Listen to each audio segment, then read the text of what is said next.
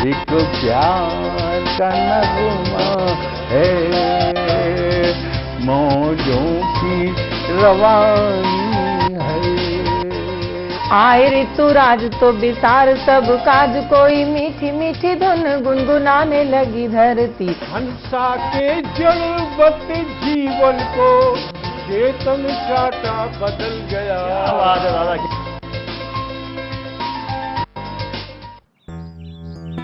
Sir, बिटिया रानी driver के साथ भाग गई। भाग गई? जी, भाग गई। अरे कोई बात नहीं, उसे तो बचपन से भागने का शौक है। सतमोला खाओ, कुछ भी पचाओ।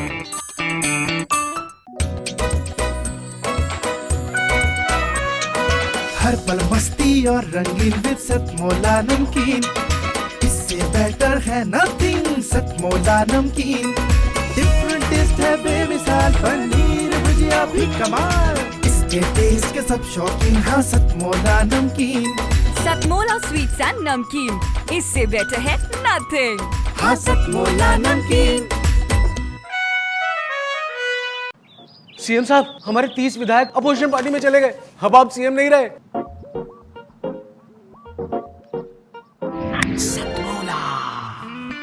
तो अब नया सीएम कौन बन रहा है? Tell me. सतमोला खाओ, कुछ भी पचाओ। जितना जी में आए खाओ, बस खाते ही खाते जाओ। डरने की क्या बात है जब सतमोला साथ है।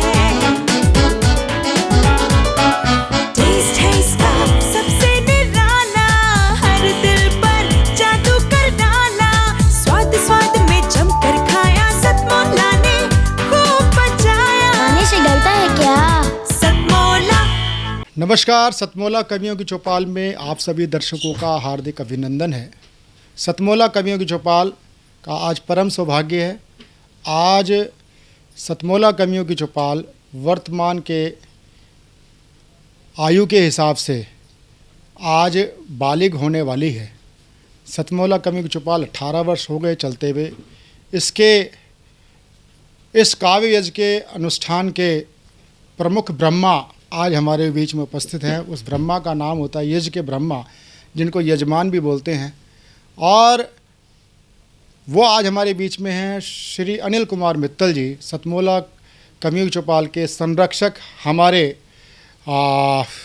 संरक्षक के साथ साथ आप सतमोला ग्रुप के चेयरमैन हैं। आपकी एक काव्य के प्रति प्यार समर्पण का ये प्रमाण है कि आज जिस साहित्य के कार्यक्रम को कहीं स्पॉन्सर नहीं मिलते, आप इस कार्यक्रम को 18 वर्ष से निरंतर अपना सहयोग प्रदान करते आ रहे हैं। साथ ही आपने घोषणा कर रखी है जीवन पर्यंत आप हमें इस प्रकार का सहयोग प्रदान करते रहेंगे।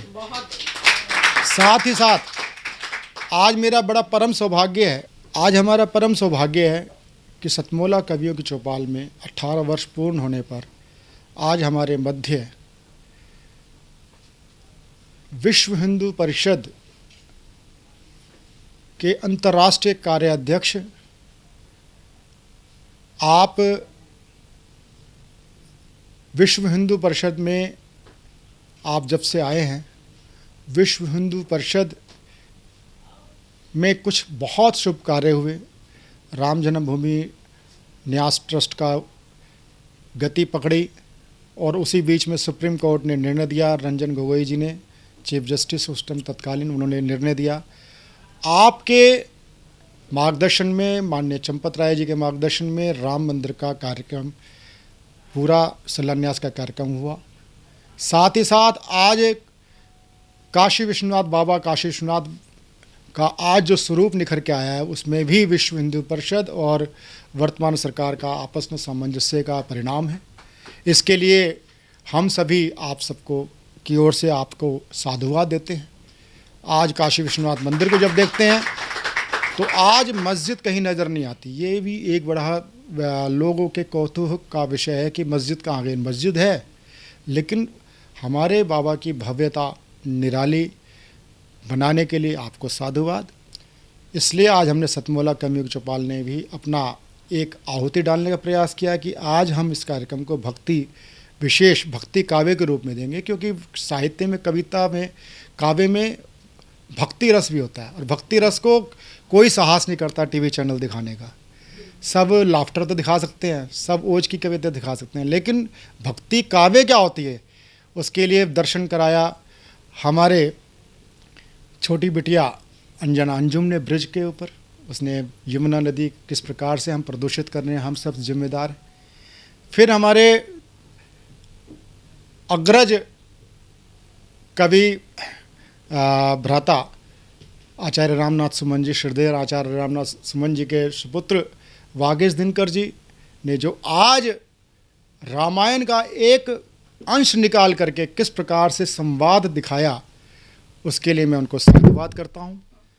बहुत बहुत मैं आभार व्यक्त करता हूँ कि आपने हमें समय दिया। और अब मैं कार्यक्रम आगे चले उससे पहले सबसे पहले मैं आमंत्रित करना चाहूँगा हमारे बीच में बैठे हुए अंतर्राष्ट्रीय कार्याध्यक्ष विश्व हिंदू परिषद संघ के तपस्वी स्वयंसेवक माननीय आलोक कुमार जी मंच पे आए। आलोक कुमार जी, साथ में मैं आमंत्रित करना चाहूँगा, जोरदार तालियों के साथ आमंत्रित करना चाहूँगा कार्यक्रम के संरक्षक श्री अनिल मित्तल जी, आइए। साथ ही साथ मैं आमंत्रित करना चाहूँगा हमारी मित्र अभिनेत्री नृत्यांगना रेखा गुप्ता जी, वो भी हमारे साथ साथ, जोरदार तालियां। मैं श्री अनिल कुमार मित्तल जी से, जो हमारे कार्यक्रम के संरक्षक हैं, इंद्रप्रस्थ साहित्य भारती के भी आप संरक्षक हो चुके हैं, दिल्ली प्रदेश के जो हमारी इकाई है साहित्य परिषद, उसके आप एक संरक्षक हो चुके हैं और सतमोला ग्रुप के चेयरमैन हैं। ये बड़ा सौभाग्य है कि आज हमारे स्टूडियो में दोनों महान हस्तियाँ आज हमारे बीच में उपस्थित हैं। मैं उस समय की बात करना चाहता हूँ, प्यारे दर्शकों, मैं उस समय की बात कर रहा हूँ जब तरह तरह के प्रतिबंध थे राष्ट्र भक्त संगठनों पर। उस समय देश की बात करना, हिंदू राष्ट्र की बात करना, हिंदू हित की बात करना एक कठोर अपराध माना जाता था। उस समय अगर कोई ओज का कवि हिंदू हित की बात करे तो वो विरला ही माना जाता था। उस संकट काल में जो कवि स्थिर भाव से खड़े रहे, उसमें एक नाम होता है, मैं जिस कवि को आमंत्रित करना चाहता हूँ। आज तो कई तरह के कवि हो चुके हैं। राष्ट्रीय कवि एक होता था, बहुत बड़ा पद होता था, सम्मान की दृष्टि से सोचा जाता था। आज राष्ट्र कवि नहीं, अंतर्राष्ट्रीय कवि हैं। आज कोई भी कवि अपने आप को अंतर्राष्ट्रीय से कम नहीं मानता। आज तो जिस प्रकार से ऑनलाइन कार्यक्रम होते हैं, सारी संस्थाएं अंतर्राष्ट्रीय हो चुकी हैं। आज एक गली से, एक राष्ट्र से एक गली से दूसरे गली में जाके जिसका राष्ट्र खत्म हो जाता हो, वो भी आज अंतर्राष्ट्रीय उन्होंने प्लेटफॉर्म बना लिए हैं, नाम अंतर्राष्ट्रीय, लेकिन सही मायने में विश्व विख्यात ओज कवि जो आज हमारे बीच में उपस्थित हैं, उनका नाम होता है आचार्य रामनाथ सुमन जी के सुपुत्र, जो संस्कृत में ही कविता पाठ करते थे। उनके यशस्वी सुपुत्र श्री वागीश दिनकर जी, जो मेरठ प्रांत संस्कार भारती के अध्यक्ष भी होते हैं। जहाँ जोरदार तालियों के साथ हम उनका स्वागत करें।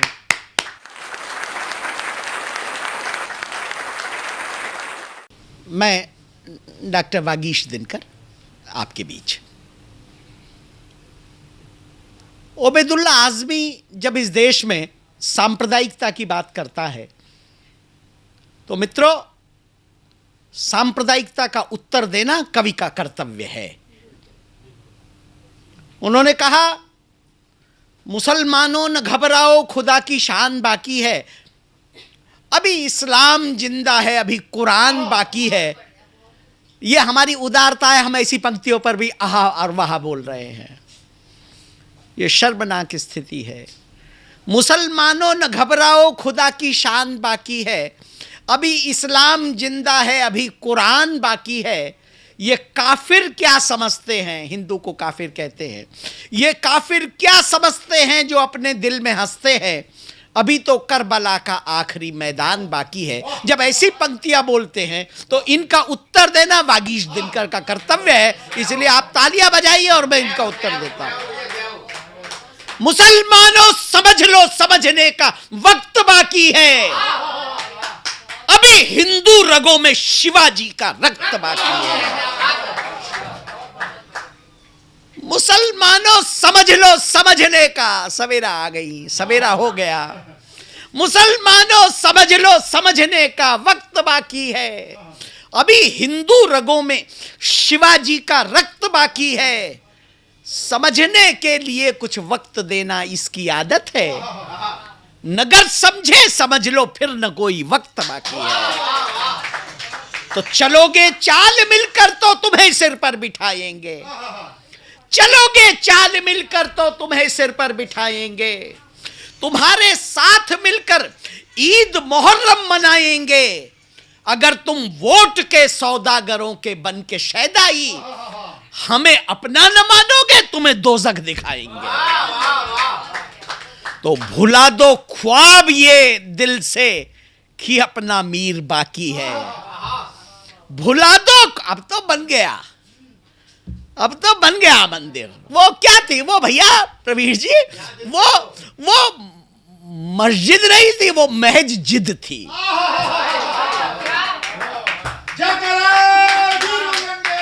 हर हर महादेव। भुला दो ख्वाब ये दिल से कि अपना मीर बाकी है।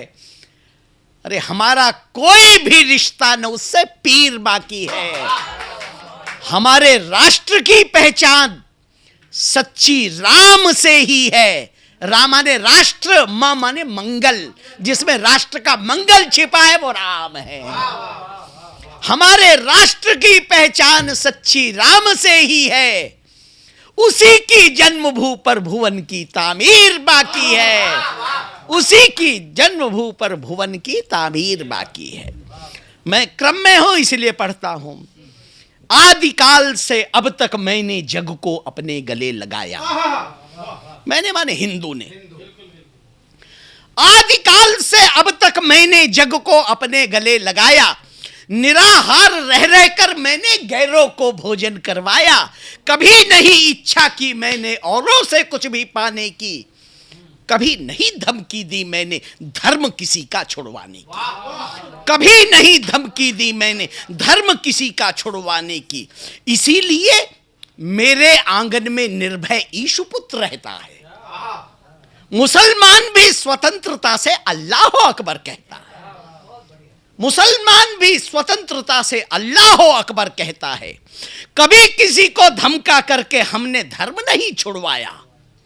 उल्टे रोटी बेटी तक भी दे करके सम्मान बढ़ाया। उल्टे रोटी बेटी तक भी दे करके सम्मान बढ़ाया। किंतु हमारे दया भाव को ये कायरता ही कहते हैं। देखो नीचों की बेशर्मी फिर भी भारत में रहते हैं, किंतु हमारे दया भाव को ये कायरता ही कहते हैं। देखो नीचों की बेशर्मी फिर भी भारत में रहते हैं। क्षमा भाव से मौन रहे हम सहकर गौरी के घातों को।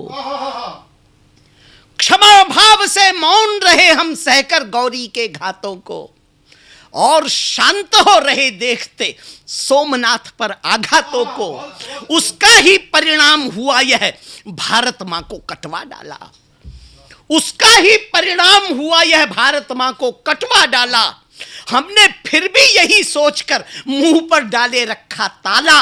मुसलमान हिंदू शब्दों पर जब ये भारत बट जाएगा सदा सदा के लिए, तभी तो सारा झगड़ा मिट जाएगा। तो वहरे भारत के नेताओं, अरे वहरे भारत के नेताओं, पाल लिया फिर भी सांपों को। और चिंतन की पंक्तियां दे रहा हूं। वहरे भारत के नेताओं, शोभा जी, वहरे भारत के नेताओं, पाल लिया फिर भी सांपों को। ये भारत को क्या छोड़ेंगे, काट दिया अपने बापों को। ये भारत को क्या छोड़ेंगे, काट दिया अपने बापों को। जो अपने बाप का नहीं हुआ वो हमारा क्या होगा। ये भारत को क्या छोड़ेंगे, काट दिया अपने बापों को। सब कुछ सहते युग बीते हैं, सहने की भी सीमा होती। सब कुछ सहते युग बीते हैं, सहने की भी सीमा होती, अधिक रगड़ लगने से देखो अनल प्रकट चंदन में होती। तुरंत जी अच्छे, अधिक रगड़ लगने से देखो अनल प्रकट चंदन में होती। बनते हैं जो आज सूरमा, कहो वीरता कहां दिखाई, इनके कायरपन की अब भी देता है इतिहास गवाही। अरे जब मुगलों ने इनके मुंह पर थप्पड़ जरा जोर से मारा, राम छोड़कर लगे लगाने अल्लाह अकबर का नारा। राम छोड़कर लगे लगाने अल्लाह अकबर का नारा, तो करने दिया इन्हें मनमानी, अतः हुए आपे से बाहर। राम कृष्ण को धमकाने का दुस्साहस करता है बाबर। अरे मात बाबरी हुई, बाबरे ही जन्मेंगे। ये गीता की यदा यदा को क्या समझेंगे।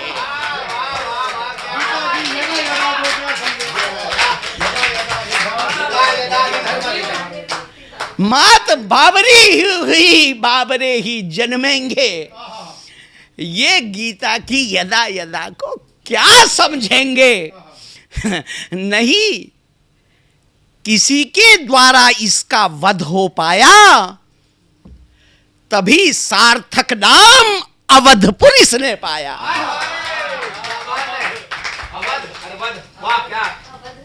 अवध नहीं किसी के द्वारा इसका वध हो पाया, तभी सार्थक नाम अवधपुर इसने पाया। काट दिया अपने बापों को तो सब कुछ सहते युग बीते हैं, सहने की भी सीमा होती। अधिक रगड़ लगने से देखो अनल प्रकट चंदन में होती। बनते हैं जो आज सूरमा, कहो वीरता कहां दिखाई, इनके कायरपन की अब भी देता है इतिहास गवाही। जब मुगलों ने इनके मुंह पर थप्पड़ जरा जोर से मारा, राम छोड़कर लगे लगाने अल्लाह अकबर का नारा। करने दिया इन्हें मनमानी, अतः हुए आपे से बाहर। राम कृष्ण को धमकाने का दुस्साहस करता है बाबर। अतः जगह हिंदुत्व देश का अब इतिहास नया गाएगा। मोदी आ गए। अतः जगह हिंदुत्व देश का अब इतिहास नया गाएगा। देखें कौन दशानन बाबर कैसे अवधपुरी आएगा। देखें कौन दशानन बाबर कैसे अवधपुरी आएगा। तो कह दो गौरी से भारत में अब न कोई जयचंद मिलेगा। कह दो गौरी से भारत में अब न कोई जयचंद मिलेगा। शब्द भेदने वाला तो चौहानी सर यहां दिखेगा। तो मेरे महाराणा, मेरे महारुद्र की शिवसेना लेकर त्रिशूल चलेगी। अगर रोकने का दुस्साहस किया प्रलय की ज्वाल जलेगी। अगर बाबरी कहा किसी ने, जीभ खींच करके रख देंगे। नीच बाबरों के शोणित से हिंद महासागर भर देंगे। अगर बाबरी कहा किसी ने, अगर बाबरी नहीं कह रहे हो तो बहुत अच्छा।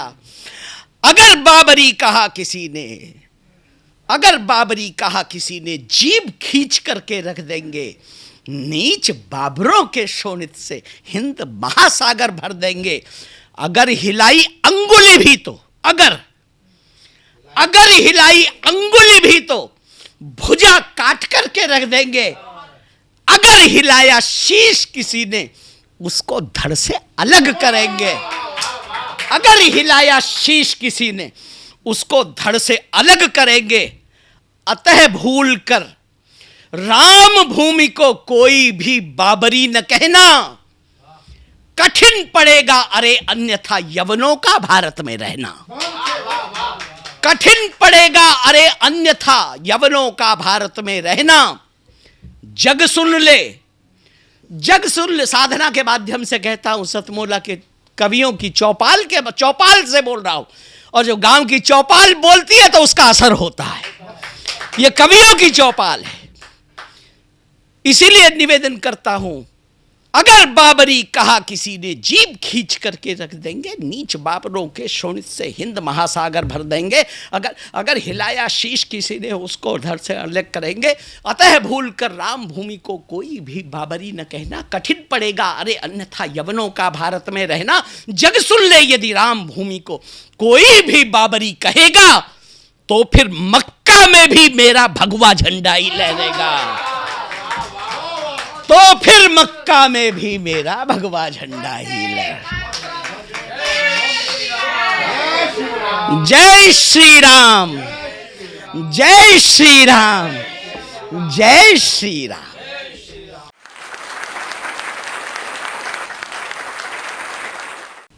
सतमौला कवियों की चौपाल नूतन प्रयास करती रहती है।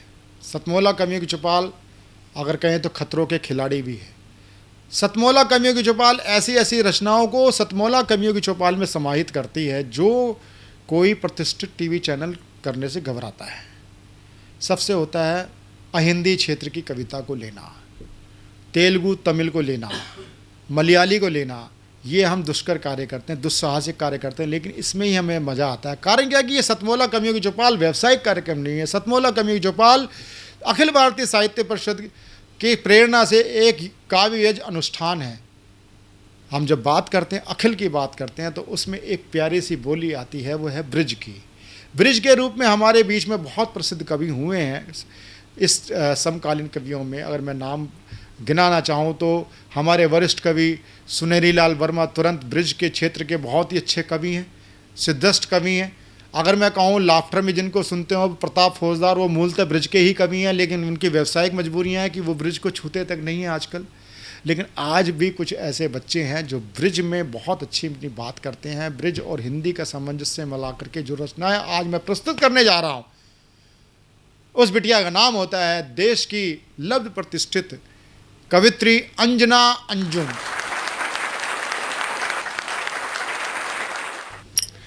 नमस्कार, आप सभी का हार्दिक स्वागत करती हूँ मैं सतमौला कवियों की चौपाल में, एक छोटे से बड़े प्यारे से बड़े सुंदर से गीत के साथ। लेकिन उससे पहले एक प्यारा सा मुक्तक कि हो सके तो तुम हमारे प्रेम को घायल न करना, हो सके तो तुम हमारे प्रेम को घायल न करना, और चंचल मन के पाँवों की कभी पायल न बनना। मैं तुम्हें निज साधना से आराधना तक ले चलूँगी, शर्त ये है तुम किसी भी क्षण कहीं पागल न बनना। तब कहती हूँ, ना जाने फिर कितने सपने आँखों में ही डूब गए, ना जाने फिर कितने सपने आँखों में ही डूब गए। रोज तुम्हारे अपनेपन से साथी हम तो ऊब गए, रोज तुम्हारे अपनेपन से साथी हम तो ऊब गए। ना जाने फिर कितने सपने आँखों में यूं डूब गए, रोज तुम्हारे अपनेपन से साथी हम तो ऊब गए। सच्चाई कड़वी लगती है पर तुम हमसे बोलो तो, सच्चाई कड़वी लगती है पर तुम हमसे बोलो तो। बंद हृदय है आँखें नम हैं राज गहरे खोलो तो। जगती रातें हैं अपनी पर तुम थोड़ा सा धैर्य धरो, जगती रातें हैं अपनी पर तुम थोड़ा सा धैर्य धरो। स्वच्छ हृदय के निर्मल मन को नयन सुमन से धो लो तो, स्वच्छ हृदय के निर्मल जल से नयन सुमन तुम धो लो तो। हमने देखे ख्वाब सुनहरे वो तो पल में टूट गए, रोज तुम्हारे अपनेपन से साथी हम तो ऊब गए, रोज तुम्हारे अपनेपन से साथी हम तो ऊब गए।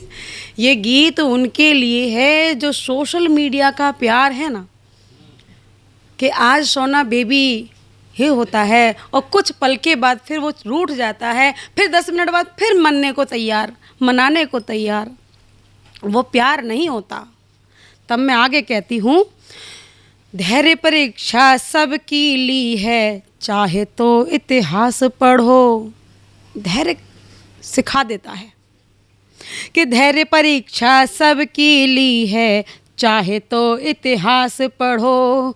सीता, राधा, रुक्मणी या फिर द्रौपदी की हर आस पढ़ो। देखो ये दुनिया है, इसमें सबको आना जाना है। देखो ये दुनिया है, इसमें सबको आना जाना है। पुस्तक छोड़ो साथी मेरे, चुप चुप तुम हालात पढ़ो। पुस्तक छोड़ो साथी मेरे, चुप चुप तुम हालात पढ़ो। देखो इनमें मेरे कितने संगी साथी छूट गए। देखो इनमें मेरे कितने संगी साथी छूट गए। ना जाने फिर कितने सपने आँखों में ही डूब गए। ना जाने फिर कितने सपने आँखों में ही डूब गए। रोज तुम्हारे अपनेपन से साथी हम तो उब गए। रोज तुम्हारे अपनेपन से साथी हम तो उब गए। बहुत बहुत धन्यवाद। अब पुनः आपके बीच में सतमोला कवियों की चौपाल में और श्रेष्ठ कवियों के साथ हम प्रस्तुत हैं। सतमोला कवियों की चौपाल में अब प्रस्तुत करने जा रहे हैं।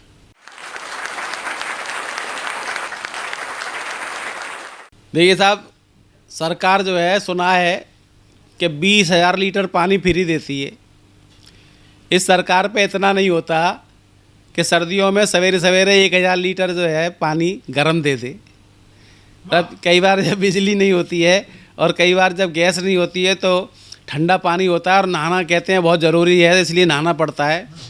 आज ऐसा ही हुआ, ठंडा पानी था और नहाना ज़रूरी था और स्टूडियो में आना भी बहुत ज़रूरी था, तो हमें ठंडे पानी से नहाना पड़ा और ये वाला गीत गाना पड़ा कि हमें ठंडे पानी से नहाना पड़ेगा। हमें ठंडे पानी से नहाना पड़ेगा। ठिठुरें ठठरियाँ चाहे बिखरें पसुरियाँ, फिर भी नहाना पड़ेगा। और हमें ठंडे पानी से नहाना पड़ेगा, नहाना पड़ेगा।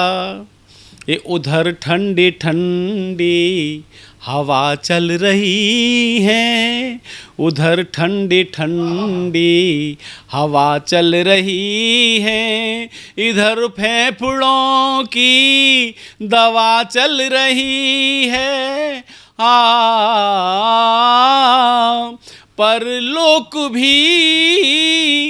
परलोक भी जाना पड़ा तो पहले नहाना पड़ेगा। हमें ठंडे पानी से नहाना पड़ेगा, नहाना पड़ेगा। और नहाते रहे हैं, नहाते रहेंगे, नहाते रहे हैं, नहाते रहेंगे। दवाओं पे दौलत लुटाते रहेंगे।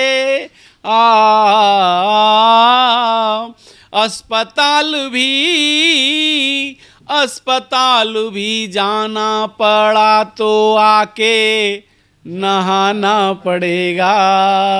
और हमें ठंडे पानी से नहाना पड़ेगा, नहाना पड़ेगा। और जो वादा किया वो निभाना पड़ेगा। हमें ठंडे पानी से नहाना पड़ेगा। और ठिठुरें ठठरियाँ चाहें बिखरें पसुरियाँ, फिर भी नहाना पड़ेगा। हमें ठंडे पानी से नहाना पड़ेगा।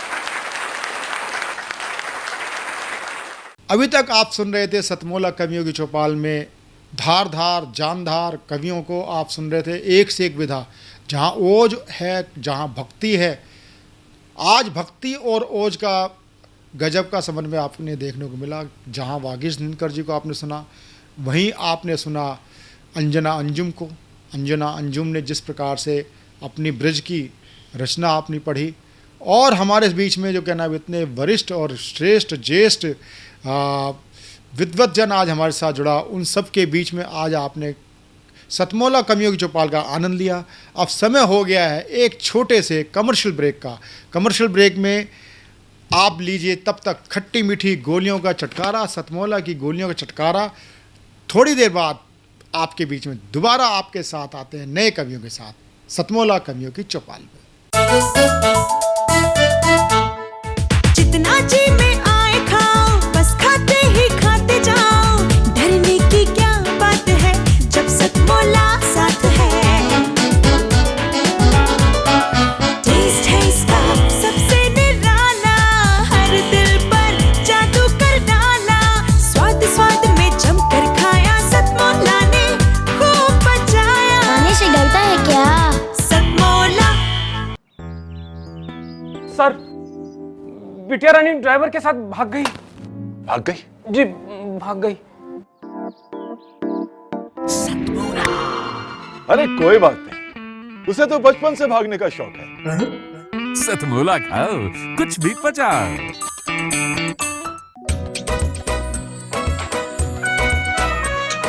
हर पल मस्ती और रंगीन विद सतमोला नमकीन, इससे बेटर है नथिंग। सतमोला नमकीन डिफरेंट टेस्ट है बेमिसाल, पनीर भुजिया भी कमाल, इसके टेस्ट के सब शौकीन। हाँ सतमोला नमकीन, सतमोला स्वीट्स एंड नमकीन, इससे बेटर है नथिंग।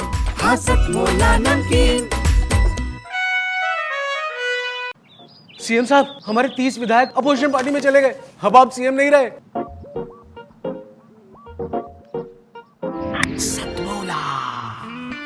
तो अब नया सीएम कौन बन रहा है? Tell me. सतमोला खाओ, कुछ भी पचाओ। आपने सतमोला कवियों की चौपाल में देखते देखते, कविताओं का आनंद लेते लेते आपने पनीर भुजिया का आनंद ले लिया होगा, आपने खट्टी मीठी गोलियों का आनंद ले लिया होगा। सतमोला कवियों की चौपाल एक अनूठी चौपाल। सतमोला कवियों की चौपाल में अब मैं ऐसे कवि को, वरिष्ठ कवि को आमंत्रित करना चाह रहा हूँ जिनके रचनाओं के अंदर कहीं अवधी होगी, कहीं भोजपुरी होगी, कहीं ठेठ बनारसी होगी, कहीं मगधी होगी। ऐसे कवि, वरिष्ठ कवि का नाम होता है श्री मोहन द्विवेदी। मोहन द्विवेदी का हार्दिक स्वागत करें।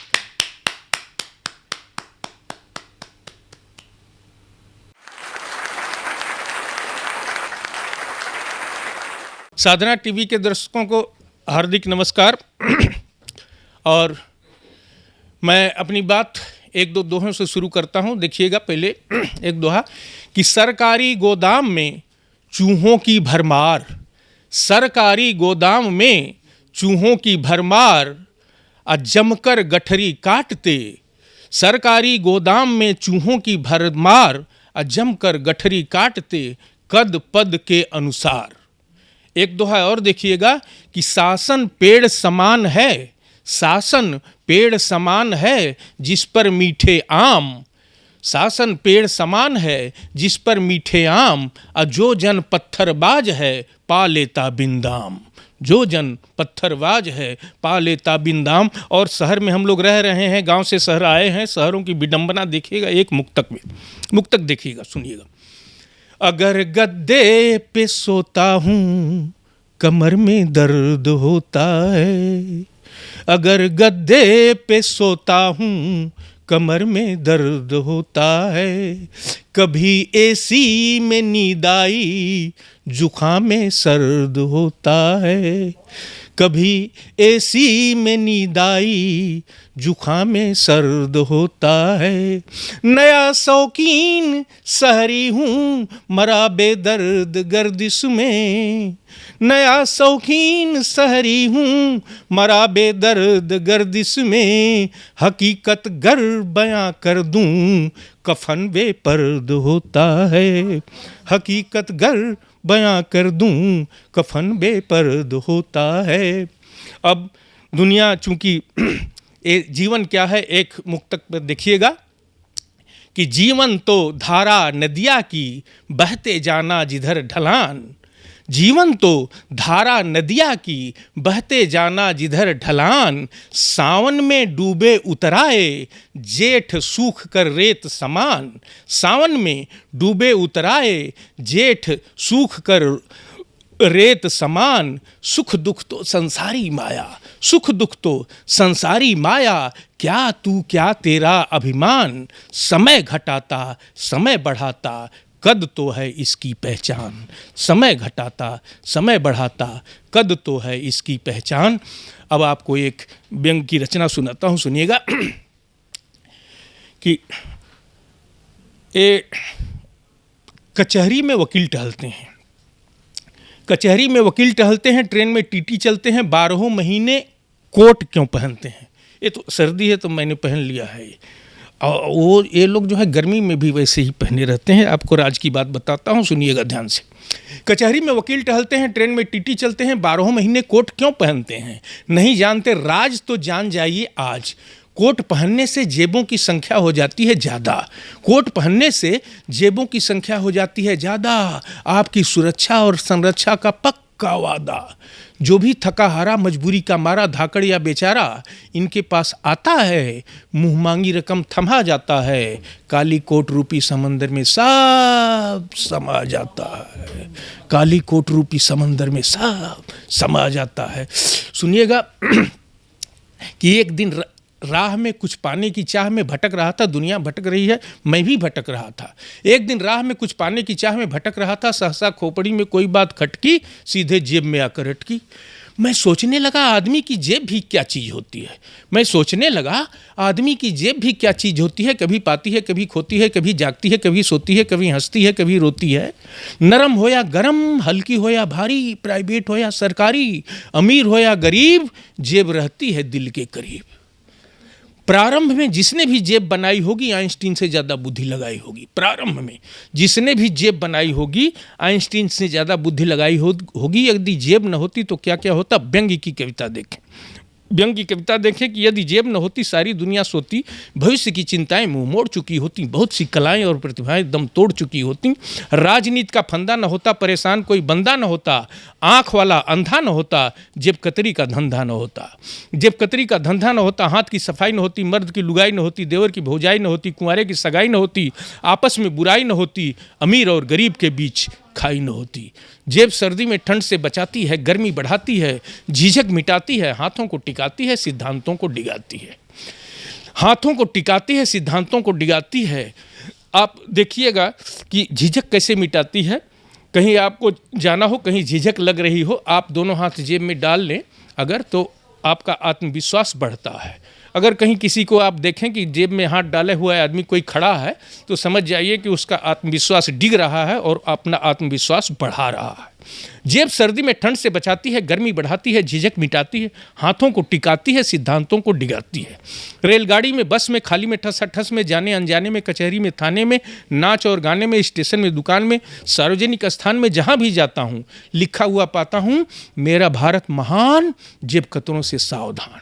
जेब कतरों से सावधान पढ़ते ही दिमाग गड़बड़ाता है, हाथ हड़बड़ाता है, सीधे जेब में जाता है, टटोल कर पता लगाता है, बची है कि कट गई, बची है कि कट गई, उतनी ही है कि घट गई। अक्सर यह मेरे साथ होता है, पता नहीं आपके साथ होता है कि नहीं। अक्सर यह मेरे साथ होता है, जब कहीं जाता हूँ लोगों की निगाह बचाकर हाथ जेब में घुसाता हूँ, हाथ से तुड़ी मुड़ी नोट का अनुमान लगाता हूँ। थोड़ी थोड़ी देर में यही क्रिया दोहराता हूँ। बिना कटे बिना लूटे जब घर आता हूँ, पत्नी को जेब की ओर झांकते पाता हूँ। जेब के अनुसार होता पत्नी का व्यवहार। जेब नरम तो पत्नी गरम, जेब गरम तो पत्नी नरम। जेब पर निर्भर है अपना दाना पानी, कटु या मीठी वाणी, बुढ़ापा या जवानी।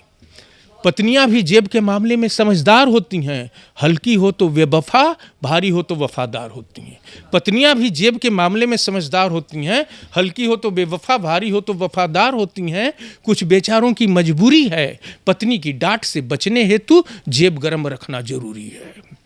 आपकी जेब का आपकी ज्ञानेंद्रियों से नज़दीकी संबंध है। चेहरे की चमक, मस्तिष्क में उत्साह, पैरों की चाल, हाथ का कमाल, आंखों में सुरूर, मन में गुरूर का जेब से अनुबंध है। भरी जेब भूख कम करती है। देखिएगा मेडिकल, भरी जेब भूख कम करती है, तनाव बढ़ जाता है, ब्लड प्रेशर चढ़ जाता है। खाली जेब भूख बढ़ाती है, आदमी अंदर से ईमानदार हो जाता है और कभी कभी साहित्यकार हो जाता है।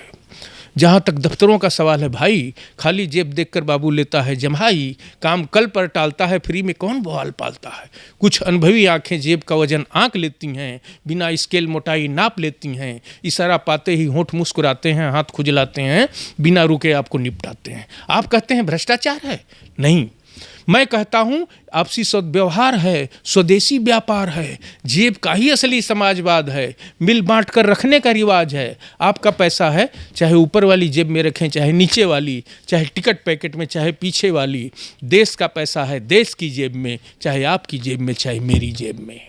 बड़ी बड़ी जगहों पर यही जेब अटैची बन जाती है। एसी कार से आती है, एसी कमरे में समा जाती है। यह अमीर की अटैची है, गरीब की थैली है। किसी की सफ़ेद है, किसी की मैली है, किसी की विकराल है, किसी के फटे हाल है, किसी की काल है और किसी की ढाल है। जेब के पीछे सारी दुनिया बेहाल है। अपना भी यह जो हाल है, इस जेब का ही कमाल है, इस जेब का ही कमाल है। धन्यवाद, नमस्कार, धन्यवाद। सतमौला कवि चौपाल में आज हमारा बहुत ही, मैं अपने आप को आनंदित महसूस कर रहा हूँ। मेरे बहुत ही पुराने मित्र सतीश वर्धन जी हमारे बीच में हैं। मैं उनको ऐसे गीत के लिए आमंत्रित कर रहा हूँ कि वो अपने स्कूल के दिन याद कर रहे हैं। स्कूल के दिन के याद करने में हम जब अतीत में जाते हैं, आपने देखा होगा जब आप गाड़ी चला रहे हो, कार चला रहे हो, जब आप बैक मिरर में देख रहे हो तो जो पीछे चीज़ छूटती जाती है वो आपको कितना एक उद्वेलित कर देती है। तो वही उनका उद्वेलन जो प्रस्तुत है इस कविता में, स्कूल के पुराने दिन। जहाँ जोरदार ताली के साथ सतीश वर्धन जी का स्वागत है।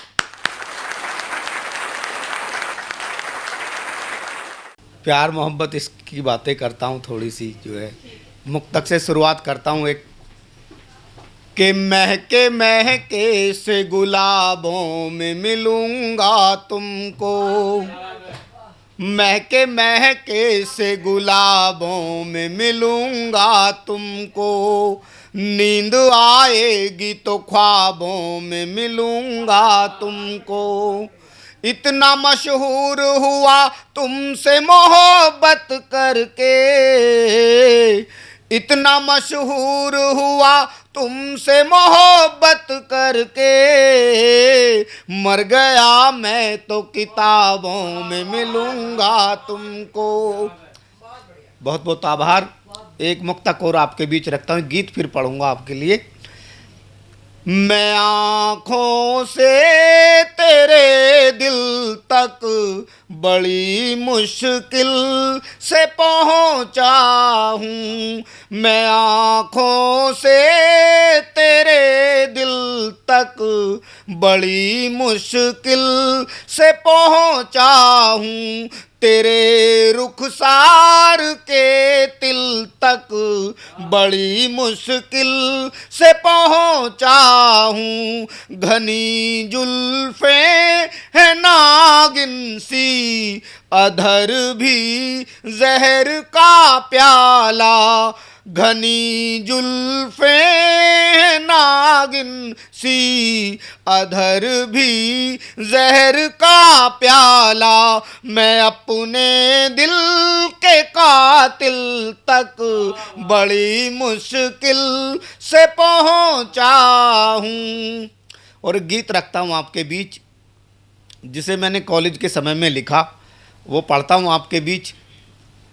मेरा गीत जिसे मुझे मंचों पर थोड़ी बहुत पहचान दी है इस गीत ने, वह गीत आपके बीच रखता हूँ। परम श्रद्धेय परम आदरणीय श्री सुनहरी लाल वर्मा तुरंत जी बैठे, इनका आशीर्वाद और स्नेह सदैव मुझे मिला है। और सतमौला कवियों की चौपाल का मैं पुनः आभार और धन्यवाद व्यक्त करता हूँ, जिन्होंने मुझे यहाँ पर आने का सुनहरा अवसर प्रदान किया। गीत पढ़ता हूँ। गीत के रूप में गुनगुनी धूप में, गीत के रूप में गुनगुनी धूप में, तेरी यादों को मैं गुनगुनाने लगा। आ रहा ना नजर बांसुरी सी मगर, आ रहा ना नजर बांसुरी सी मगर, मन के आंगन में कोई बजाने लगा। गीत के रूप में गुनगुनी धूप में। और इस गीत का प्रथम बंद आपके बीच रखता हूँ कि आगे पीछे तेरे आना जाना मेरा, नीचे नीचे ही वो मुस्कुराना तेरा, मुझको कॉलेज में आते हुए देख कर हौले हौले सखी को बताना तेरा, हौले हौले सखी को बताना तेरा।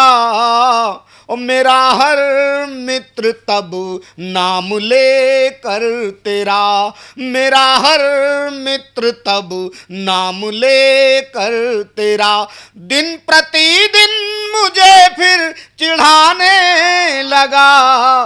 गीत के रूप में गुनगुनी धूप में। और उस गुनगुनी धूप में क्या गुनगुनाता हूँ। पंछी चाहत का मन में चहकने लगा, तुझसे मिलने को व्याकुल में रहने लगा। फिर लहू से कभी और कभी स्याही से पुस्तकों पर तेरा नाम लिखने लगा, पुस्तकों पर तेरा नाम लिखने लगा। और कर बहाना मैं कापी किताबों का, फिर कर बहाना मैं कापी किताबों का, फिर घर तलक भी तेरे आने जाने लगा। गीत के रूप में गुनगुनी धूप में। और इस गीत का अंतिम बंद रखता हूँ। आदरणीय आशीर्वाद चाहूँगा आप सभी का जो भी उपस्थित हैं कि झील जैसी लगी मुझको आंखें तेरी, झील जैसी लगी मुझको आंखें तेरी, थी गजल ही गजल मीठी बातें तेरी, चांद तारों में भी तुम ही आए नजर, करवटों में कटी फिर तो रातें मेरी, करवटों में कटी फिर तो रातें मेरी। और नींद आ भी इस पंक्ति के लिए मैंने पूरा गीत लिखा, पंक्ति आपके बीच रखता हूँ। करवटों में कटी फिर तो रातें मेरी, और नींद आ भी गई जो तनिक सी कभी, नींद आ भी गई जो तनिक सी कभी, नाम लेकर तेरा बड़बड़ाने लगा।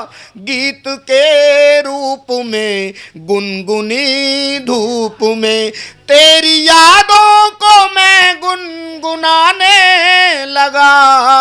आ रहा ना नजर बांसुरी सी मगर, मन के आंगन में कोई बजाने लगा। गीत के रूप में गुनगुनी धूप में।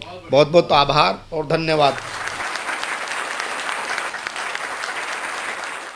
सतमौला कवियों की चौपाल भक्ति काव्य में आज जो अपनी भेंट प्रस्तुत करने जा रहे हैं, जो भेंट जैसे बोलते ना पहले जगराते होते थे, आज उस टाइम देखो हमने अपने कितने समाज, हिंदू समाज का विग्रहण किया है। पहले पूरी रात जागरण होते थे, ध्वनि प्रदूषण के नाम पे हमने उसको 11 बजे कर दिया। फिर चौकियाँ चली, एक भेंट होती थी, भेंटें चलती थी, जैसे सुनील लाल वर्मा तुरंत जी पैरोडी करते हैं, ऐसे भक्ति के अंदर पुराने फिल्मी धुनों पर भेंटें चलती थी। भाव उनका वही होता था, सामने ईश्वर की प्रतिमा। ये भक्ति काव्य मैंने आज ऐसा इस जरूरी नहीं है कि मतलब अचानक हमने कार्यक्रम किया, जानबूझ के हमने भक्ति काव्य का कार्यक्रम किया।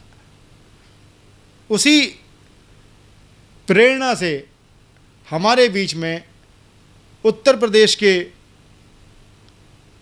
आगरा मैनपुरी क्षेत्र से हमारे बीच में पधारे हैं हमारे पुराने मित्र हैं हर गोविंद पाठक। प्रभु श्री राम पर एक श्रेष्ठ रचना प्रस्तुत करने जा रहे हैं भक्ति काव्य की। जहाँ जोरदार तालियों के साथ स्वागत करें हर गोविंद पाठक।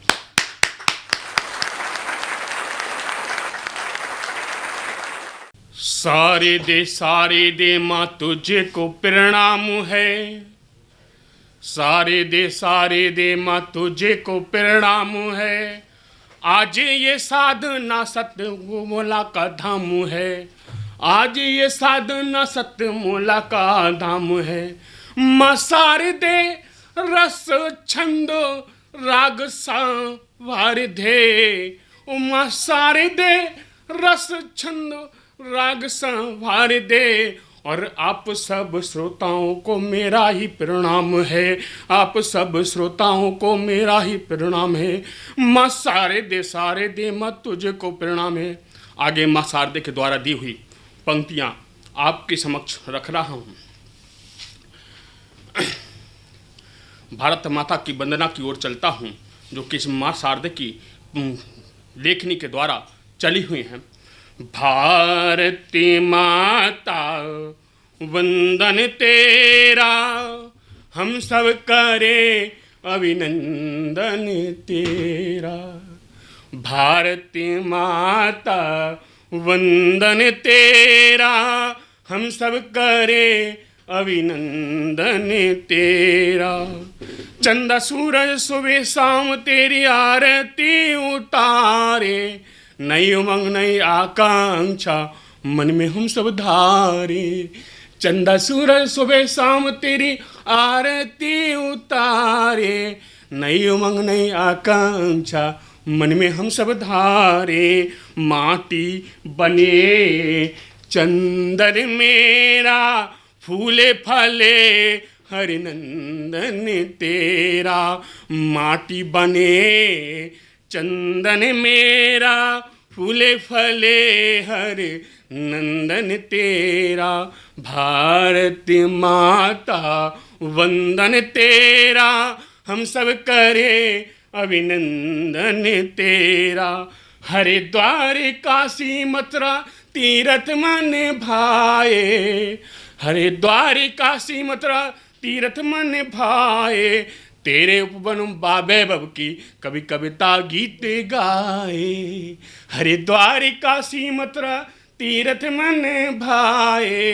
तेरे उपवन बाबे बब की कभी कविता गीत गाए। भगवा ध्वज वंदन तेरा, होता रहे अभिनंदन तेरा। भगवा ध्वज वंदन तेरा, होता रहे अभिनंदन तेरा। भारती माता वंदन तेरा, हम सब करे अभिनंदन तेरा। देखिए अगली पंक्ति में क्या कहती है ये लेखनी, और भारत ने क्या किया है, इस भगवा ध्वज ने हमारे देश को क्या किया है। अनादि से अनंत तक हर पल लहराए। सख हुण सिंधी यस तूने सब अपनाए। अनादि से अनंत तक हर पल लहराए। सख हुण सिंधी यस तूने सब अपनाए। और तुझको अर्पित कण कण मेरा, तुझको अर्पित कण कण मेरा। दिन कुंदन रहे दिन नंदन तेरा।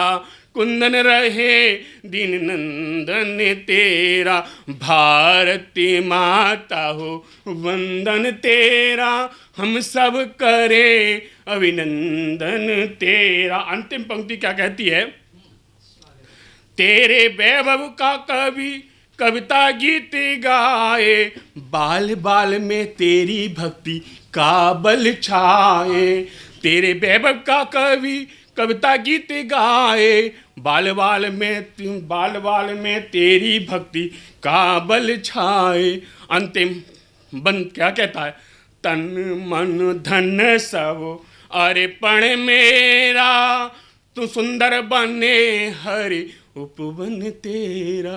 तन मन धन सब अर्पण मेरा, सुंदर बने हरि उपवन तेरा। माटी बने चंदन मेरा।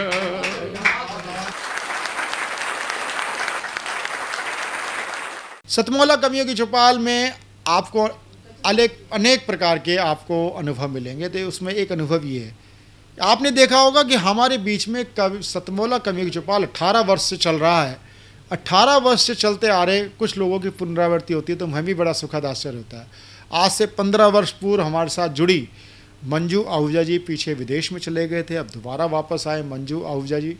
मंजू आहूजा जी बहुत अच्छी गायिका भी हैं, गज़लकार भी हैं और गायिका भजन गायिका भी हैं।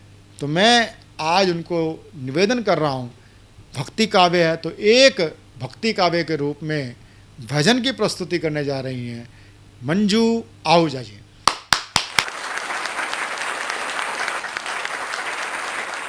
नमस्कार, मैं मंजू आहूजा साधना चैनल के सभी सदस्यों को मैं बहुत बहुत नमस्कार बोलती हूँ। और चूँकि आज भक्ति रस स्पेशल है तो आज मैं कुछ कृष्ण भक्ति से ओतप्रोत रचना लेकर आई हूँ, जिसमें कि कृष्ण भगवान जब बंसी बजाते हैं तो उनकी मधुर बांसुरी सुनकर, मधुर बांसुरी की धुन सुनकर समस्त संसार, पक्षी, ग्वाले, गोपियाँ और राधा जी तो बेहाल हो जाती हैं। तो इन सब चीज़ों का मैंने इस छोटी सी रचना में वर्णन किया है। आशा करती हूँ आपको पसंद आएगा।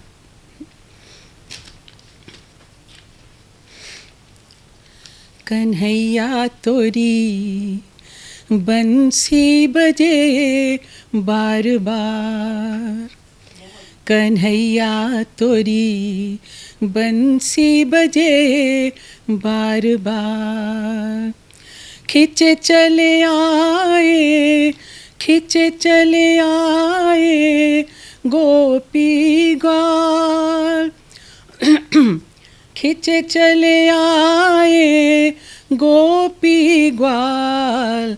कन्हैया तोरी बंसी बजे बार बार, कन्हैया तोरी बंसी बजे बार बार।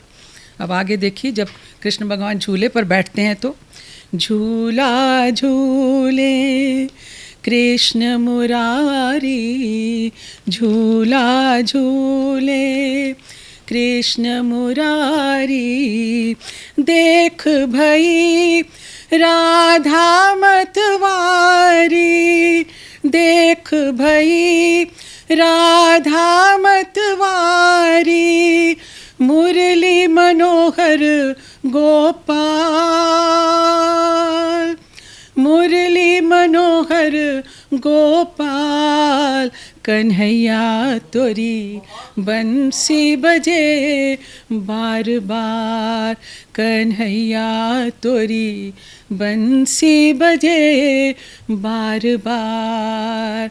खिंचे चले आए, खिंचे चले आए गोपी ग्वाल। कन्हैया तोरी बंसी बजे बार बार। अब देखिए कृष्ण भगवान का वर्णन है। मोहनी मूरत सांवरी सूरत, मोहनी मूरत सांवरी सूरत, छिप गए कान्हा, छिप गए कान्हा, गोपियाँ ढूंढत, छिप गए कान्हा, गोपियाँ ढूंढत। रास रचाए नंदलाल, कन्हैया तोरी बंसी बजे बार बार, कन्हैया तोरी बंसी बजे बार बार। खिंचे चले आए, खिंचे चले आए, गोपी ग्वाल, कन्हैया तोरी बंसी बजे बाल बार बार। आप देखिए बंसी की धुन पर जो हमारी राधा जी हैं वो कैसे अपनी सुध बुध खो देती हैं। बंसी की धुन में डूबी जाए, बंसी की धुन में डूबी जाए, राधा अपनी सुध बिसराए, राधा अपनी सुध बिसराए। मुग्ध भये ग्वाल बाल, मन मोहे ब्रिज बाल, मन मोहे ब्रिज बाल, कन्हैया तोरी बंसी बजे बार बार, कन्हैया तोरी बंसी बजे बार बार। आखिरी पंक्तियां हैं जिसमें कि सखियां भी दौड़ रही हैं, ग्वाले भी दौड़ रहे हैं, और देखिए उनके साथ पक्षी भी कितने मंत्रमुग्ध होकर कृष्ण की भक्ति में लीन होकर कैसे दौड़ रहे हैं। सखियां दौड़े, सखियां दौड़े, ग्वाले भी दौड़े, सखियां दौड़े, ग्वाले भी दौड़े, बंसी की धुन पर, बंसी की धुन पर पक्षी भी बोले, बंसी की धुन पर पक्षी भी बोले। मुग्ध भये ग्वाल बाल, मुग्ध भये ग्वाल बाल, मन मोहे ब्रिज बाल, कन्हैया तोरी, कन्हैया तोरी बंसी बजे बार बार, कन्हैया तोरी बंसी बजे बार बार। खिंचे चले आए, खिंचे चले आए, गोपी ग्वाल, खिंचे चले आए, गोपी ग्वाल, कन्हैया तोरी, कन्हैया तोरी, कन्हैया तोरी बंसी बजे बार बार। नमस्कार, नमस्कार, नमस्कार। सतमोला कमयुग चौपाल में मैं अपनी वरिष्ठ साथी पूनम शर्मा जी, जो कि हमारे बीच में मेरठ से पधारी हैं, एक गीत के लिए मैं उनको आमंत्रित कर रहा हूं। बहुत ही वरिष्ठ हमारे साथी हैं पूनम शर्मा जी, जोरदार तालियों के साथ उनका स्वागत।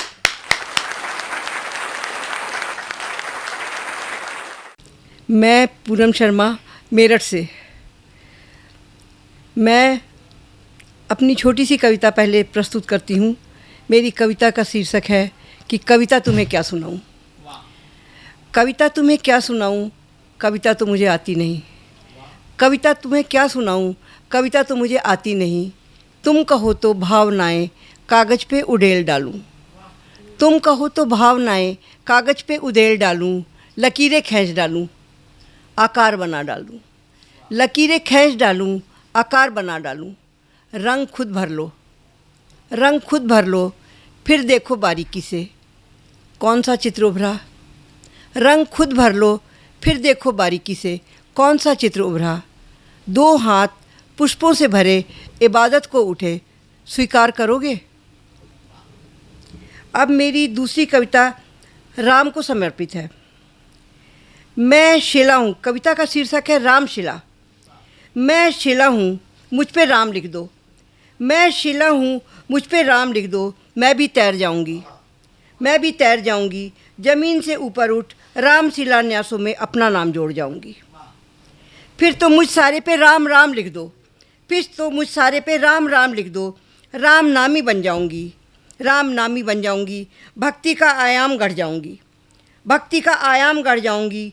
मैं शिला हूँ, मुझ पे राम राम खोद दो। मैं शिला हूँ, मुझ पे राम राम खोद दो। जिस नाम को ओढ़ हनुमान राम के चहेते बन गए थे, मैं भी उसी राम का द्वार खटखटाऊँगी, मैं भी उसी राम का द्वार खटखटाऊँगी। मैं अहिल्या वाली शिला नहीं हूँ, मैं अहिल्या वाली शिला नहीं हूँ जो बेकसूर ठोकरें खाऊँ। मैं अहिल्या वाली शिला नहीं हूँ जो बेकसूर ठोकरे खाऊँ। मैं आज की शिला हूँ, मैं आज की शिला हूँ। मैं अयोध्या लला के मंदिर में हीरे सी जड़ जाऊँगी, मैं अयोध्या लला के मंदिर में हीरे सी जड़ जाऊँगी। मुझ पे सिर्फ राम लिख दो। त्रेता युग में राम नाम मुझ पे लिखा था, समुद्र पार करवाने का सौभाग्य मुझे मिला था। त्रेता युग में राम नाम मुझ पे लिखा था, समुद्र पार करवाने का सौभाग्य मुझे मिला था। आज राम मंदिर में जड़ अमर हो जाऊंगी, आज राम मंदिर में जड़ अमर हो जाऊंगी। मैं शिला हूँ, मुझ पे राम लिख दो। मैं राममयी हो जाऊंगी, मैं शिला कहलाऊंगी, मैं राम शिला कहलाऊंगी। धन्यवाद। अब मेरी जो छोटी सी तीसरी कविता है, उस कविता का शीर्षक है हे सौंदर्य राशनी। ये सौंदर्य राशनी राधा को कहा गया है और ये राधा कृष्ण के प्रेम को समर्पित है मेरी कविता। हे सौंदर्य राशनी तुम ताने देती रहीं, हे सौंदर्य राशनी तुम ताने देती रहीं, मैं मुस्कुराता रहा। हे सौंदर्य राशनी तुम दाने देती रहीं, मैं मुस्कुराता रहा। हमेशा कहती रहीं तुम, मैं रास रचाता हूँ गोपियों संग। हमेशा कहती रहीं तुम, मैं रास रचाता हूँ गोपियों संग। भटकता रहता हूँ कुंज गलियों में तुम्हें खिजाने को, भटकता रहता हूँ कुंज गलियों में तुम्हें खिजाने को। तुम्हारी मनोदशा मैं भापता, तुम्हारी मनोदशा मैं भापता, मंद मंद मुस्कुराता बंसी बजाता, मंद मंद मैं मुस्कुराता बंसी बजाता। तुम कहाँ समझ पाती मुझे वृषभानु दुलारी, तुम कहाँ समझ पाती मुझे वृषभानु दुलारी। मेरे मन अंतर मन की स्थिति, मेरे अंतर मन की स्थिति पर मेरी बांसुरी की धुन पे तुम खिंची चली आती, पर मेरी बांसुरी की धुन पे तुम खिंची चली आती। आज भी चारों ओर तुम ही महकती हो हे वृंदावन बिहारनी, आज भी मेरे चारों ओर तुम ही महकती हो हे वृंदावन बिहारनी। आज घोर कलयुग है, आज घोर कलयुग है, फिर भी सब राधे राधे कहते हैं। आज घोर कलयुग है, फिर भी सब राधे राधे कहते हैं। वृंदावन के घर घर पे, वृंदावन के घर घर पे मेरा नहीं तुम्हारा नाम लिखा है। वृंदावन के घर घर पे मेरा नहीं तुम्हारा नाम लिखा है। मैं चला गया धरती से, मैं चला गया धरती से, लेकिन मेरे निष्प्राण शरीर में, मेरे निष्प्राण शरीर में आज भी तुम धड़कती हो। मेरा हृदय धड़कता रहा क्योंकि हृदय में तुम हो, मेरा हृदय धड़कता रहा क्योंकि हृदय में तुम हो। हे नवल किशोरी, हे नवल किशोरी, वो हृदय जीवंत है आज भी, वो हृदय जीवंत है आज भी जगन्नाथपुरी में। इससे बड़ा प्रमाण तुम्हें क्या दूँ, इससे बड़ा प्रमाण तुम्हें क्या दूँ हे प्राण प्रिय राधिके। मैं कृष्ण सिर्फ शरीर हूँ, मैं कृष्ण सिर्फ शरीर हूँ, तुम आत्मा हो मेरी। मैं कृष्ण सिर्फ शरीर हूँ, तुम आत्मा हो मेरी। गोपियों ने मुझे आराध्य बना रखा है, गोपियों ने मुझे आराध्य बना रखा है। कृपा बनाए रखता हूँ उन पर, सम्मान करता हूँ उनका, सम्मान करता हूँ उनका। लेकिन मैं तो सृष्टि पर्यंत केवल राधेमय हूँ, लेकिन मैं तो सृष्टि पर्यंत सिर्फ राधेमय हूँ। जग कहता है राधे राधे श्याम मिला दे, जग कहता है राधे राधे श्याम मिला दे। श्याम से मिलने की कुंजी तो बस तुम हो हे कृष्ण प्रिया, श्याम से मिलने की कुंजी तो बस तुम हो कृष्ण प्रिया शाश्वत, निश्चल और परम प्रेम की साक्षात प्रतिमूर्ति। धन्यवाद।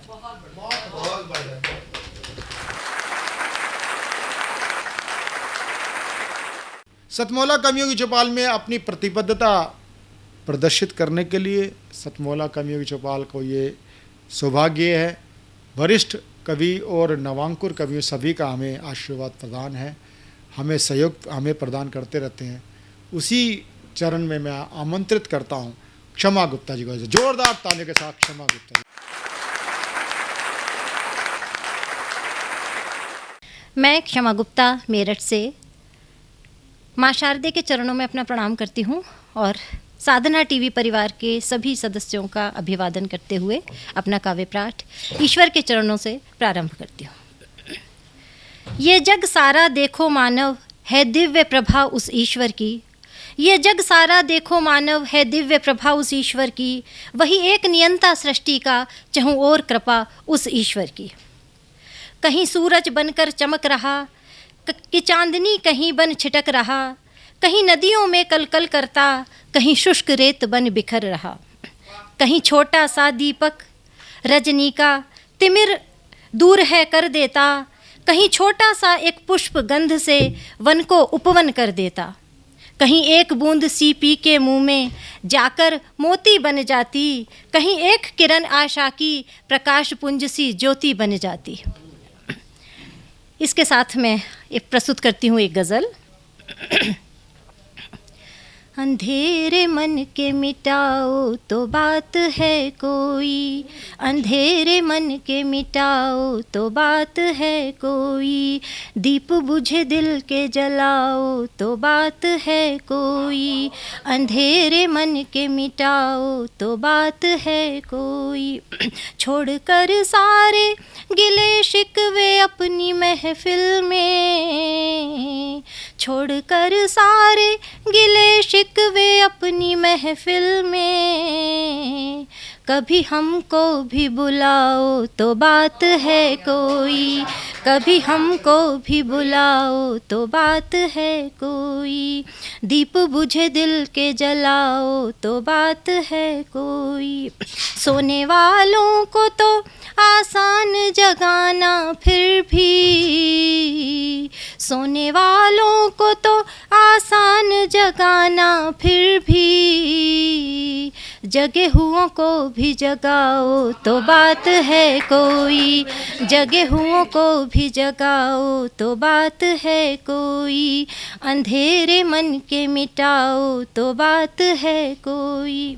खामियां दूसरों की हमने देख तोली बहुत, खामियां दूसरों की हमने देख तोली बहुत, दोष कुछ अपने मिटाओ तो बात है कोई, दोष कुछ अपने मिटाओ तो बात है कोई, दीप बुझे दिल के जलाओ तो बात है कोई। जो ना समझे नहीं पहचानते मंजिल अपनी, जो ना समझे नहीं पहचानते मंजिल अपनी, राह सही उनको दिखाओ तो बात है कोई, राह सही उनको दिखाओ तो बात है कोई, दीप बुझे दिल के जलाओ तो बात है कोई। भर दे आशा से किसी के निराश जीवन को, भर दे आशा से किसी के निराश जीवन को, गीत अब ऐसे भी गाओ तो बात है कोई, गीत अब ऐसे भी गाओ तो बात है कोई। छोड़कर अब क्षमा अलग अलग अपने साजों को, छोड़कर अब क्षमा अलग अलग अपने साजों को, तार दिलों के ही मिलाओ तो बात है कोई, तार दिलों के ही मिलाओ तो बात है कोई, अंधेरे मन के मिटाओ तो बात है कोई, दीप बुझे दिल के जलाओ तो बात है कोई, दीप बुझे दिल के जलाओ तो बात है कोई। इसी के साथ एक गज़ल और प्रस्तुत है। आए कोई के कुछ इनको सिखाए तो सही, राह इन भटके हुए लोगों को दिखाए तो सही। आए कोई, मैं कतरा कतरा इसे बांट दूंगी लोगों में, मैं कतरा कतरा इसे बांट दूंगी लोगों में, जिंदगी एक बार सामने आए तो सही, जिंदगी एक बार सामने आए तो सही, राह इन भटके किसी भी शक्ल में वो सामने आ सकता है, किसी भी शक्ल में वो सामने आ सकता है, दिल से खुदा को कोई बुलाए तो सही, दिल से खुदा को कोई बुलाए तो सही, राह इन भटके मैं मान जाऊंगी मैं हार गई हूँ, लेकिन मैं मान जाऊंगी मैं हार गई हूँ, लेकिन कोई आके वजह इसकी बताए तो सही, कोई आके वजह इसकी बताए तो सही, राह इन भटके वो जो बात भी करते हैं तो बंदूकों से, वो जो बात भी करते हैं तो बंदूकों से, प्रेम करना कोई इनको सिखाए तो सही, प्रेम करना कोई इनको सिखाए तो सही, राह इन भटके कभी तो हो क्षमा एहसास मैं भी जिंदा हूँ, कभी तो हो क्षमा एहसास मैं भी जिंदा हूँ, हंसा न पाए जिंदगी गर रुलाए तो सही, हंसा न पाए जिंदगी गर रुलाए तो सही, आए कोई के कुछ इनको सिखाए तो सही, राह इन भटके।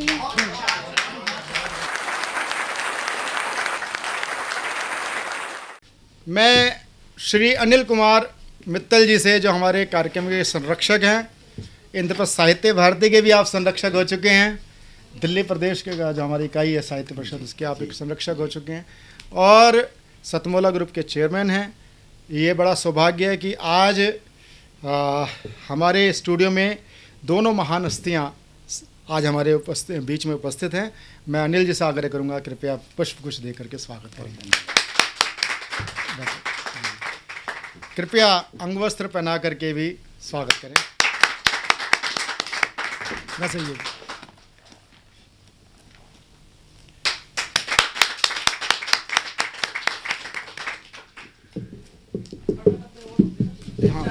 हाँ, बड़े बड़े डब्बे और निकालो बेटा, चारों दो। हाँ, पता नहीं। मैं स्वयं इस कार्यक्रम के संरक्षक, संचालक और हर समय साहित्य की सेवा में तत्पर अपने भाई अनिल मित्तल जी को मैं पुष्पगुच्छ दे करके मैं खुद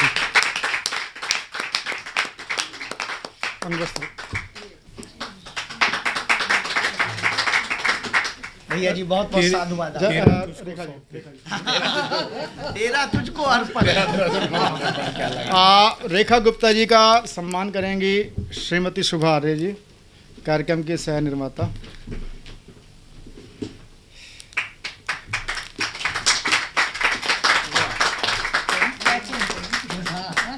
ये पुष्पगुच्छ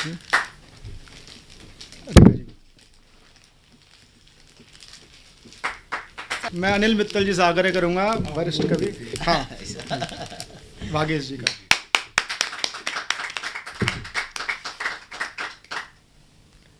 कृपया आप सब हाथ, ये सर्टिफिकेट अभी भर के देंगे। हाँ, कोई बात। सुषमा सवेरा जी आए। सुषमा सवेरा जी की आज हम घोषणा कर रहे हैं।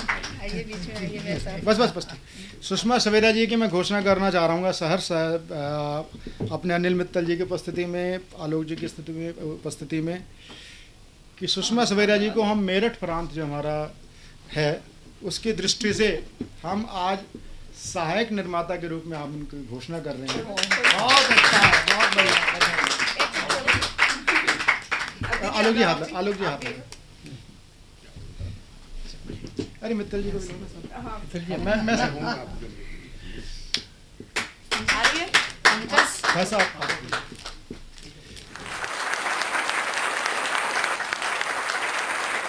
हमारा परम सौभाग्य रहा, जैसा कि मैंने प्रारंभ में भी कहा, कि सतमोला कवियों की चौपाल का एक परम सौभाग्य है कि आज सतमोला कवियों की चौपाल बालिग अवस्था में आ चुकी है, यानी 18 वर्ष पूरे कर चुकी है। सतमोला कवियों की चौपाल में ऐसे हमारे पुरोधा आज हमारे बीच में रहे हैं जो साहित्य की समझ रखते हैं। आज हमारे बीच में उपस्थित हैं आलोक कुमार जी। आलोक कुमार जी का मैंने जैसे प्रारंभ में परिचय दिया, मैं निवेदन करता हूं, श्रीमान आलोक कुमार जी अंतर्राष्ट्रीय कार्याध्यक्ष हैं विश्व हिंदू परिषद के, साथ ही साथ आप देहदान दधीची समिति के भी आप संरक्षक हैं। आपके माध्यम से इतना दुष्कर कार्य को एक सुगम बनाने का आपको ये श्रेय जाता है। साथ ही आप कथा वाचन में भी आप हस्तक्षेप रखते हैं। आप ऐसे सुधीर साहित्यकार और प्रबुद्ध विद्वत समाज का प्रतिनिधि करने वाले आलोक कुमार जी को मैं आमंत्रित करता हूं कि वह आएँ, अपना आशीर्वाचन हमें प्रदान करें। श्रीमान आलोक कुमार जी।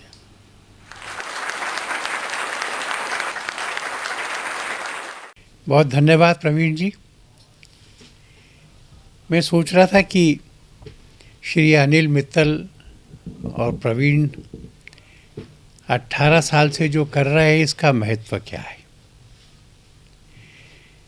एक बड़े कवि जिनको पद्म पुरस्कार मिला था, उनसे एक पत्रकार ने पूछा कि जब आप पद्म पुरस्कार आपको मिला राष्ट्रपति जी से, उस क्षण में आपके मन में क्या आया। तो उन्होंने कहा, उस क्षण में मेरे मन में कृतज्ञता आई उस व्यक्ति के लिए जिसने मुझे तरुणाई में पहली बार मंच दिया था। तो आप ये कर रहे हैं और 18 साल से करना, प्रति सप्ताह करना, कितने लोगों को मंच दिया, कितने लोगों को पहचान दी। सीढ़ी चढ़ने के लिए पहली सीढ़ी आपने उनको प्रस्तुत की। टेलीविज़न पर आना शुरू में सपना होता है, कोई हमारी कविता सुने, तो ये महत्व है उस काम का जो आप कर रहे हैं, मैं बधाई देता हूँ। 18 साल के हो गए, वैसे सरकार ने उम्र 21 कर दी है अब और उन्होंने कहा कि 25वां और जोर से मनाएंगे। तो मैं भरोसा करता हूँ कि भारत के हिंदी भाषा के कवियों को और उसके अंतर्गत सब अवधि है, ब्रिज है, सबको वाणी देना। वागीश जी, यही तो है सरस्वती की पूजा, यही है वाग्देवी की पूजा, यही आराधना है। और आज मैं आया तो आपने थोड़ा भक्ति का रखा है। हमारे यहाँ पर जीवन और भक्ति और देश, आध्यात्म, ये सब समन्वित ही तो है। भारत के स्वाधीनता के संघर्ष में जो तुलसी ने किया, जो दयानंद ने किया, जो ज्ञानेश्वर ने किया, जो रामदास ने किया, उस सब के कारण से स्वाधीनता की अलख बनी थी। इसलिए मैं बहुत बहुत शुभकामनाएं देता हूँ प्रवीण जी का। और हमारा तो उन्होंने कहा भी, जीवन का भी साथ है, उसके बाद का भी है। हम ऐसे परिवार में हैं, मेरे माँ पिता ने ये इच्छा व्यक्त की थी कि उनकी मृत्यु के बाद में हम उनका अंतिम संस्कार न करें। हमने नहीं करा। हमने बहुत श्रद्धा से उनकी देह को मेडिकल कॉलेज के बच्चों की पढ़ाई के लिए समर्पित किया।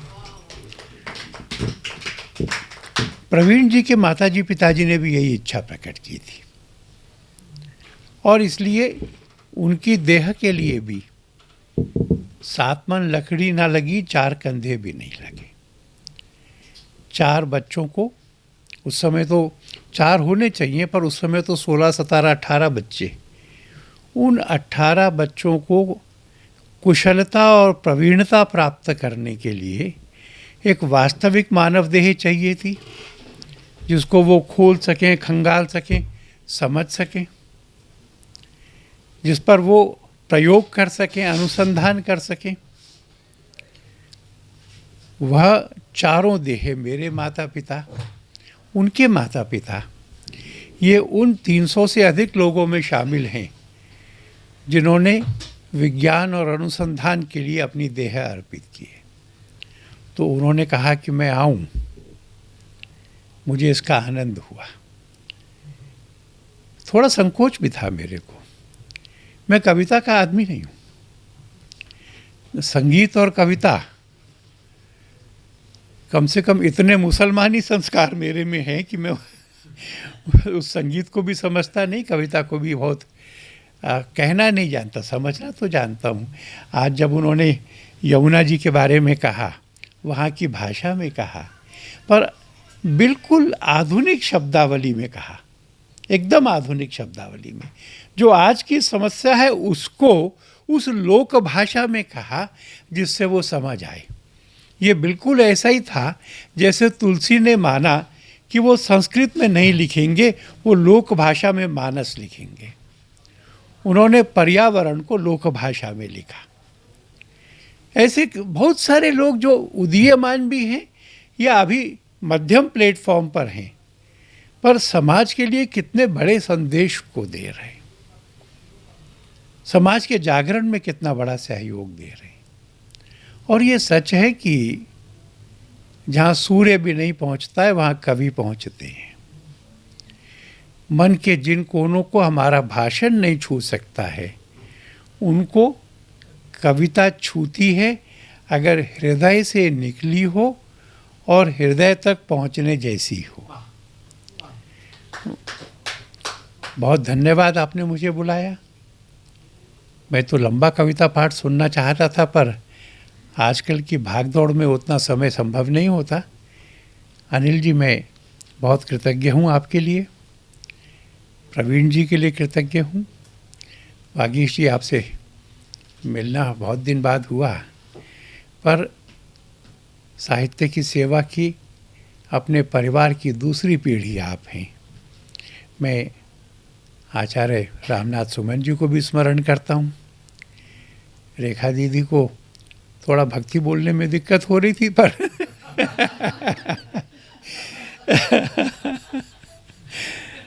अच्छा लगा, ऐसा लगा जैसे मैं अपने परिवार में हूँ। आप सबका अभिनंदन करता हूँ, बहुत बहुत धन्यवाद करता हूँ।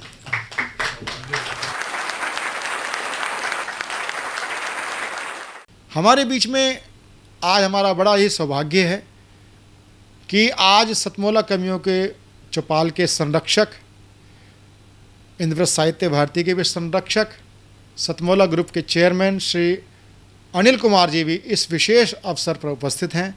मैं श्री अनिल कुमार मित्तल जी को आशीर्वचन के लिए आमंत्रित करता हूँ। आइए अनिल कुमार मित्तल जी।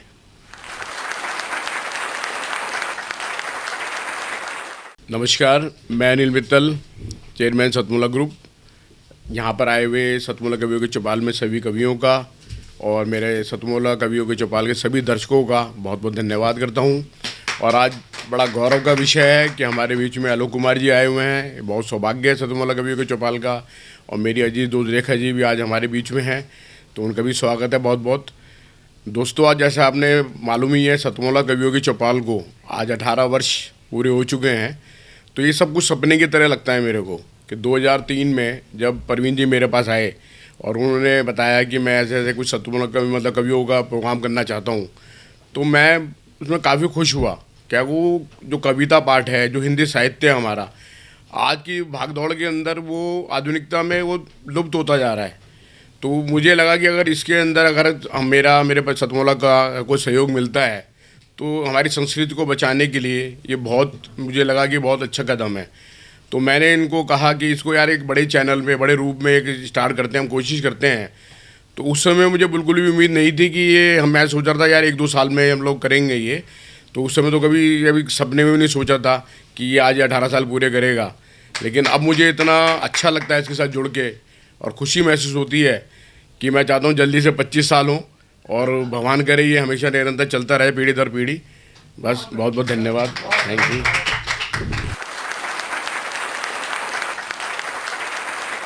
तो ये था सतमोला कवियों के चौपाल का विशेष भक्ति काव्य एपिसोड। आपको कैसा लगा? सतमोला कवियों की चौपाल में आज आपने भक्ति काव्य की रसधारा का आपने आनंद लिया। अगला जो हमारा कार्यक्रम है वह होगा श्री अनिल जोशी जी, जो उपाध्यक्ष हैं केंद्रीय हिंदी संस्थान आगरा, शिक्षा मंत्रालय, भारत सरकार से वो विशिष्ट अतिथि रहेंगे, मुख्य अतिथि रहेंगे। उनके बीच में हम काव्य पाठ करेंगे। तो आप श्रेष्ठ और ज्येष्ठ कवियों के साथ जो नवांकुर हैं उनको तो हम आमंत्रित करते ही हैं, लेकिन कवि सम्मेलनों की जो रौनक बढ़ाते हैं वो बढ़ाते हैं दर्शक। हम दर्शकों को अगर ना सुने, अगर दर्शकों की तालियां तो हमें अच्छी लगती हैं, लेकिन अगर वो आपकी कविता पे चुटकी लेना चाहे या कविता पे आपको टिप्पणी करना चाहे या कविता के साथ वो अपनी तुकबंदी करने चाहे, वो आपको बुरा लगता है। कवि सम्मेलन या काव्य गोष्ठी, उसका एक सही परिपाटी ये है कि दर्शकों का भी हम सम्मान करें। हमने एक नया सेगमेंट शुरू किया है, सुनो कहानी के रूप में। हम कहानी कथा वाचन भी रखते हैं। एक सेगमेंट हमने अलग से जो रखा है वो रखा है दर्शकों के लिए, दर्शकों की भी अपनी मन की कविता कुछ सुनाए, वो हमने सबसे लास्ट में रखा है। आप उस पर जुड़ सकते हैं। आप नवांकुर कवि हैं और आप इस बृहद मंच पर, लोकप्रिय मंच पे, सतमोला कवियों की चौपाल में यदि आप काव्य पाठ करना चाहते हैं तो टीवी स्क्रीन पे चल रहे नीचे नंबर पे आप नोट करें 9711182183 पर आप हमें कॉल करें, व्हाट्सअप कॉल करें, व्हाट्सअप मैसेज करें। आप बन सकते हैं सतमोला कवियों की चौपाल के प्रतिभागी। तो इंतज़ार किसका, प्रतीक्षा किस चीज़ की? मिलाइए नंबर 9711182183। मिलते हैं अगले रविवार कुछ नए और ज्येष्ठ कवियों के साथ सतमोला कवियों की चौपाल में।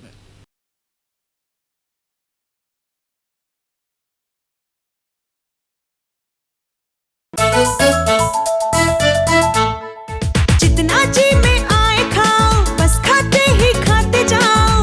डरने की क्या बात है जब सतमोला साथ है। टेस्ट है इसका सबसे निराला, हर दिल पर जादू कर डाला। स्वाद स्वाद में जम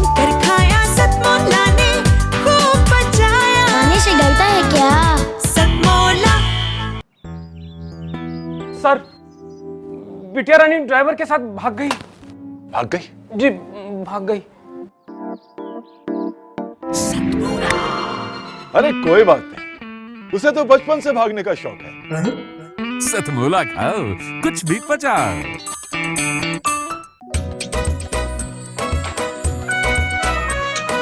हर पल मस्ती और रंगीन विद सतमोला नमकीन, इससे बेटर है नथिंग। सतमोला नमकीन डिफरेंट टेस्ट है बेमिसाल, पनीर भुजिया भी कमाल, इसके टेस्ट के सब शौकीन। हाँ सतमोला नमकीन, सतमोला स्वीट्स एंड नमकीन, इससे बेटर है नथिंग। हाँ सतमोला नमकीन। सीएम साहब, हमारे 30 विधायक अपोजिशन पार्टी में चले गए। अब आप सीएम नहीं रहे।